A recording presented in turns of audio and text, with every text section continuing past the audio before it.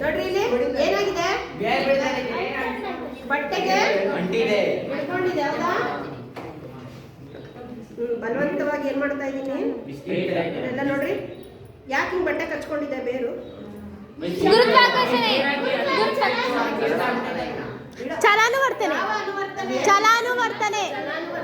ಆಯ್ತಾ. ಆಮೇಲೆ ಇದನ್ನ ಹೀಗೆ ಇಟ್ಟಿದ್ವಿ ಅಲ್ವಾ, ಇದು ಏನಾಗ್ತಾ ಇದೆ ಯಾವ ಕಡೆಗೆ? ಸೂರ್ಯನ ಕಡೆಗೆ. ಹಿಂಗ್ ಬಂದಿದೆ, ಆಮೇಲೆ ಹಿಂಗ್ ಹೋಗ್ತಾ ಇದೆ. ಕರೆಕ್ಟಾ? ಕಿಟಕಿ ಪಕ್ಕದಲ್ಲಿ ಇಟ್ಟಿದ್ದು ಇದನ್ನ. ಇದ್ರಲ್ಲಿ ಅಬ್ಸರ್ವ್ ಮಾಡಿ, ಬೇರೆ ಎಲ್ಲೈತೆ? ಹೌದಾ? ಅಂದ್ರೆ ಗುರುತ್ವದ ಕಡೆಗೆ ಬೆಳೆಯುತ್ತೆ ಬೇರು ಅಲ್ವಾ. ಇದು ಗುರುತ್ವಕ್ಕೆ ವಿರುದ್ಧವಾಗಿ ಬೆಳೆಯುತ್ತೆ ಹೌದಾ. ಮತ್ತೆ ಬೆಳಕಿನ ಕಡೆಗೆ ಪ್ರಕಾಶಾನುವರ್ತನೆ. ಕಿಟಕಿಯಿಂದ ಹೊರಗಡೆ ಹಿಂಗ್ ಬಂದಿದೆ ನೋಡ್ರಿ, ಫುಲ್ ಸ್ಟ್ರೈಟ್ ಹಿಂಗ್ ಹೋಗಿಲ್ಲ, ಹೆಂಗ್ ಬಂದಿದೆ ಕ್ರಾಸ್ ಆಗಿ.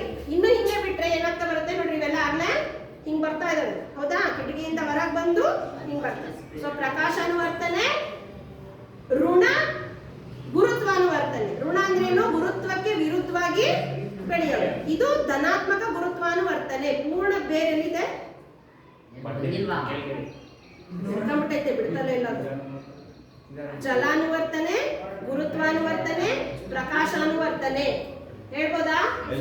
ಇಷ್ಟು ಅನುವರ್ತನ ಚಲನೆಗಳನ್ನ ನಾವು ಒಂದು ಪ್ರಯೋಗದಲ್ಲಿ ನೋಡ್ಬೋದು. ಇದು ಯಾರು ಮಾಡಿರೋ ಪ್ರಯೋಗ? ಯಶಸ್ಸು. ನೋಡ್ರಿ ಬೇರು